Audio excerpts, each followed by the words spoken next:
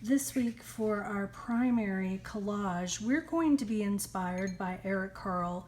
He is one of my favorite author illustrators and artists, and I just love how he combines the idea of painted paper with the collage technique of cutting it out and gluing it together to make a whole piece. We're going to use the tiny seed flower as our muse or our jumping off point, and we are going to create a collage piece in this style.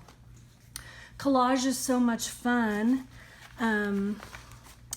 It can be it could be a serious subject matter, or it could just be something that's lighthearted and very similar to this Klaus Oldenburg hamburger inspired collage, where this student has taken regular construction paper and has added other elements like a painted paper, a patterned paper, and even an old gift bag to create their collage for this piece.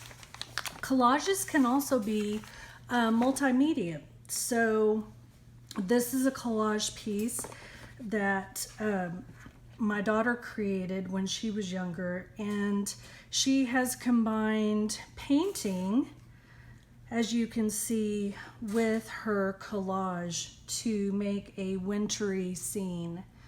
So that's what we're going to do today. We are going to start with a blank piece of paper, and this blank plain piece of paper is going to be the backdrop for our collage. And you will need to have the paper provided for you from the library.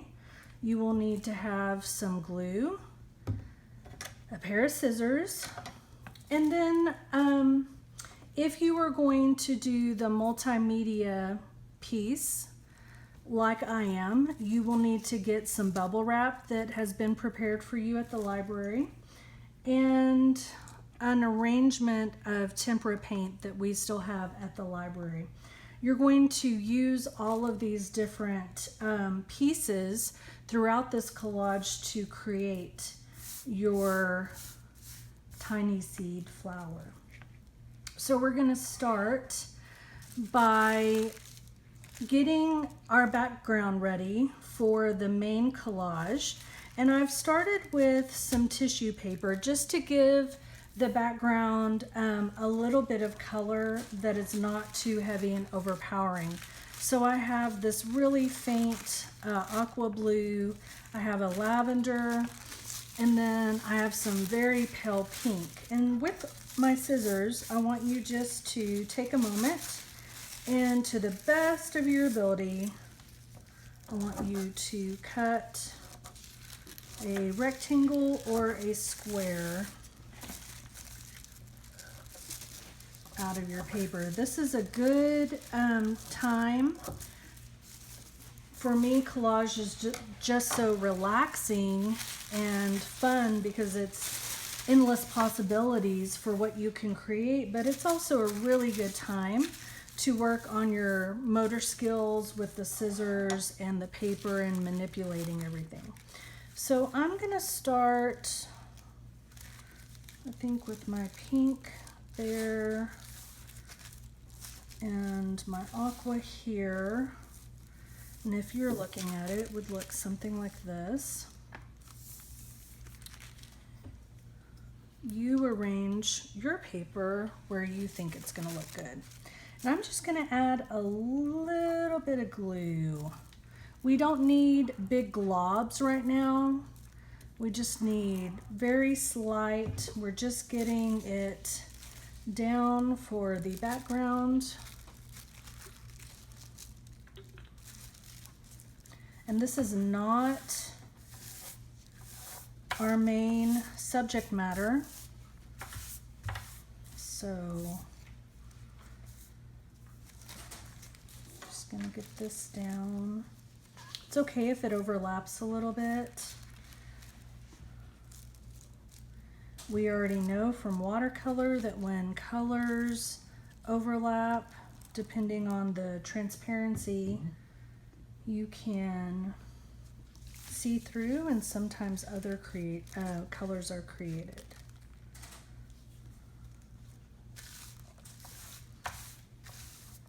I also like kind of the textural idea this gives.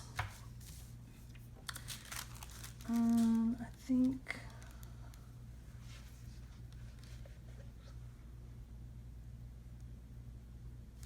I'll add my purple here.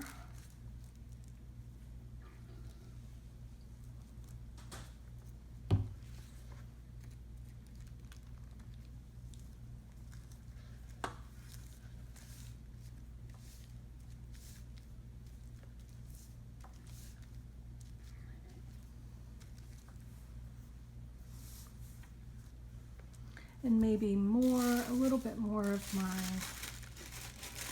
aqua at the bottom.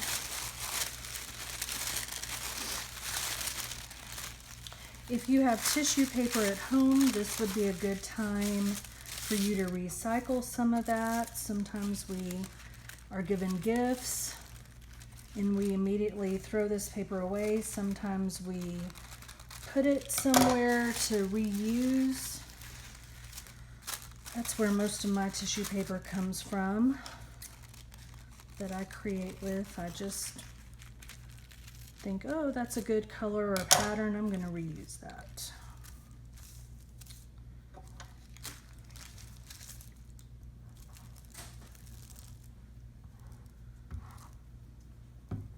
Just light little parts of glue for that. And I'm not trying to make my edges meet. My squares and rectangles are all kind of overlapping each other. My white background is not fully covered, and that's okay. So I'm going to put this over to the side and let this dry, and then we will come back in just a moment and start on our main focal point, the flower. Okay, so we have our background drying, and we're going to work on another piece of white paper to create the flower for the collage. So I'm going to start with a yellow. And if you need to practice drawing your flower, we're pretty good at drawing flowers, I think. Flowers come easy to us. They're just part of our imaginations. But if you need to practice creating a flower, then take some time to sketch what you think your flower might look like.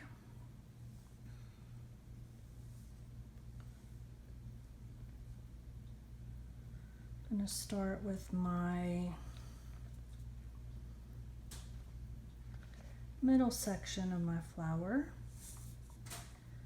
and I'm going to leave it just a plain color for now, because we're going to go back and do a printing process on top of this. So I'm going to let this dry first, and then I'm going to come over to this area. And a technique that Eric Carle does when he is creating with his collages, he calls it painted paper, and he calls when he's cutting out the paper, very similar to Matisse, they would have said that they were painting with scissors. And so we're just going to, very similar to what Eric Carle would have done, we're going to paint our paper first. So on this 12 by 16 paper that you got at the library, I have one section, and maybe I should have moved it over to the side a little bit more, but I have my middle of my flower, and I'm going to cut that out in a little bit. And then I'm just going to have some fun on the other side of my paper, and I'm going to paint my paper. My flower is going to be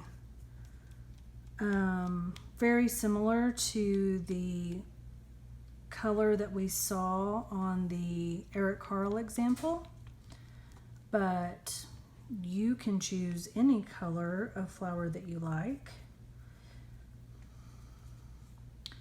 And so I'm painting the background, and you can see I'm getting a little bit on my table. We may be a little messy today with parts of this piece, and our fingers might get a little gluey or sticky or painted, and we'll just have to wash up afterwards. If you are painting and you're getting a little messy like I am, maybe your loved one will want to put something underneath, like some newspaper or paper towels, maybe cardboard box, or maybe you have an area where you're able to get a little messy. So I am painting all a background color first, and to make my painted paper, I'm using this bright, really fun orange.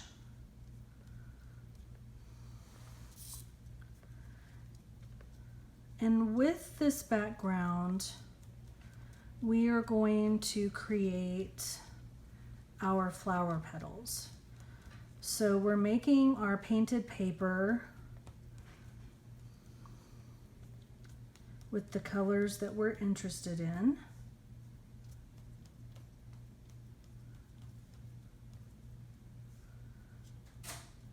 And then once our painted paper is dry, we will go back and cut out the items and the shapes that we're needing. Notice that I am not being careful like last week on the watercolor. The watercolor, we were being very exact with where we were placing our brush strokes and the paint and how we were using the colors. And this painting paper is just a little more fun and relaxed. And we're just going to have fun with how we're going to create. Because I'm going to cut this yellow out, and I really, I did what I always ask you not to do, which is funny. But I painted that in the middle. I really should have moved it over to the side. I'm gonna cut this middle part of our flower out. So I'm just gonna come up really close to it and try to use as much of my paper space as possible so I can make sure that I have enough for my flower petals. Okay, so this is, my background is painted, and there are parts of it that is still wet, which is fine. This is exactly what we need. And so I'm going to now add some interesting texture to my flower. So when Eric Carle paints his paper, he layers it, and he uses his brush to create texture. He also uses other items to create texture. Maybe he's recycled a cardboard tube. Maybe he's recycled a cork. There are so many different things. A piece of cardboard. This is one of my favorites. It's just a piece of plastic that you might be using in your kitchen or your pantry so that things don't slide around on shelves. And I've just cut that into a rectangle for printing. So I'm just going to take some other colors. I'm using warm colors for my flower petals, and I'm just going to go on top of what I've already done and create random texture. I am not even worried about the placement of these texture lines. I am just trying to create color on color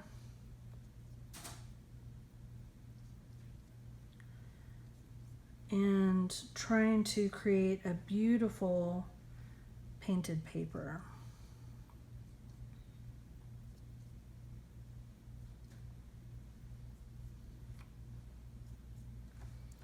Some of your lines can be short, some of your lines can be long, maybe they're fading out.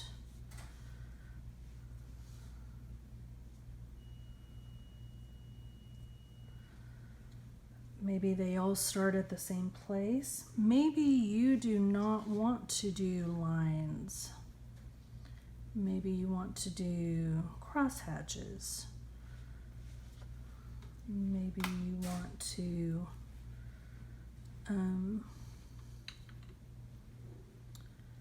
use dots.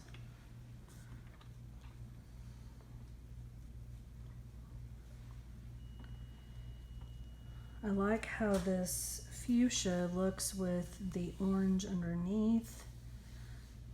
And I'm just working quickly. You don't have to work quickly. You can go slower if you want to.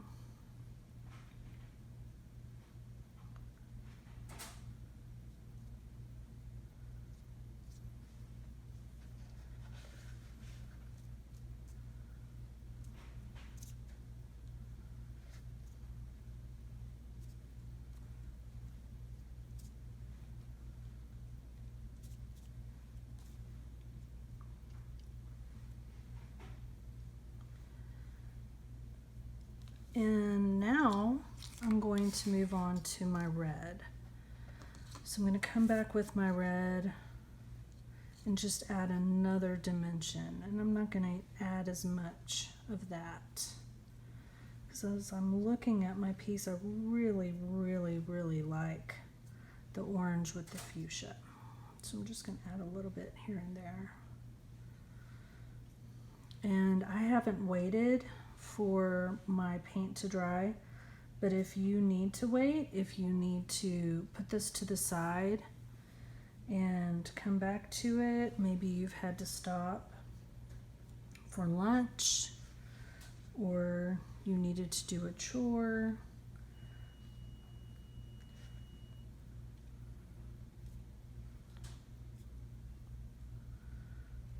that's fine. You can take a moment. So we're just building fun texture and pattern and dimension with our painted paper and with the colors that you've chosen at the library. I'm going to put this to the side and let it dry. And while we're letting our painted paper dry, we're going to move on to our stem and our leaves. Okay, so while our painted paper is drying for the petals and for the stamen middle section of our flower, we're going to work on the stem and the leaves. And so I know that for my piece, this is my background with my tissue paper color blocks.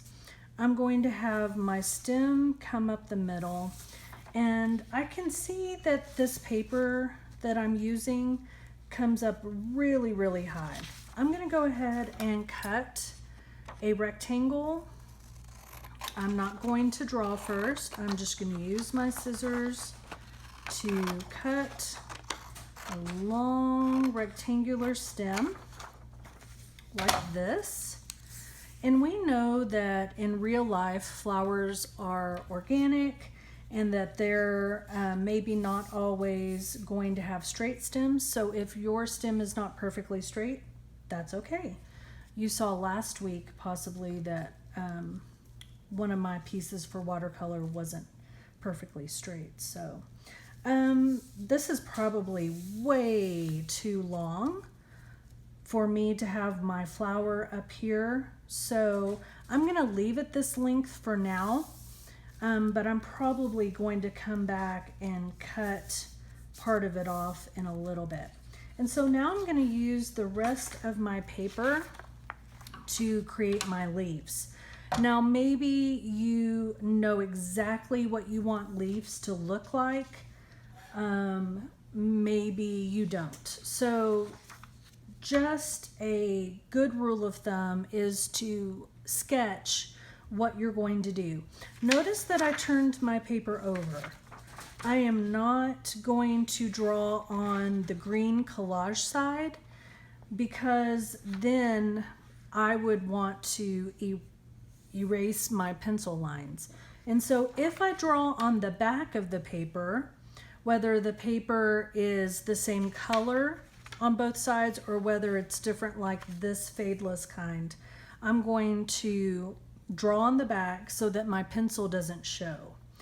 And I think I'm going to do maybe 3 leaves. And for now, I'm going to draw them quite large. And then once I start placing them on my collage, if I need to make them smaller, then I can go back and make them smaller.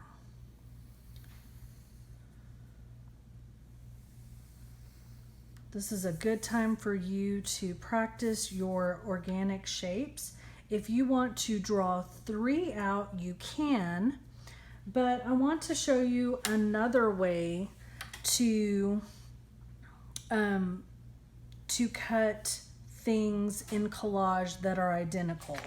So if you have drawn your perfect leaf and this is the one that you want to use, then take your paper. If you need help, ask someone around you and fold your paper so that you have kind of like an accordion style fold. And now you're gonna cut one time, but you're gonna have multiple images. This is something that helps me when I'm creating collages and I'm needing shapes that are the same over and over again.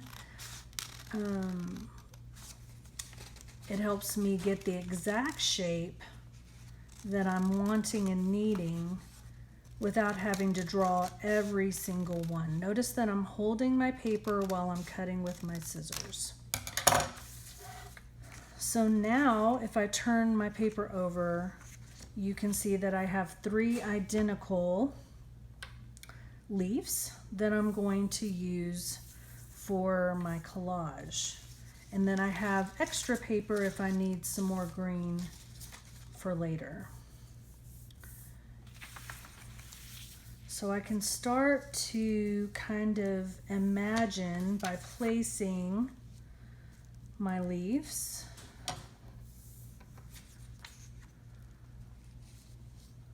on my paper. Maybe what it's going to start looking like. Maybe I want to have them offset where it goes leaf, leaf, leaf. Maybe I don't want that and I just want 2 that are exactly across from each other. Or maybe I just want two that are offset. Move your pieces around and see what you like best. If you do not want your pieces to go off the paper, you can just overlap it. You can put it over your stem, or you can put it under your stem. Take a moment to create your stem and leaves. And then once you have cut them out, arrange them on your piece. I'm not using glue yet. We're just moving things around to see what they look like.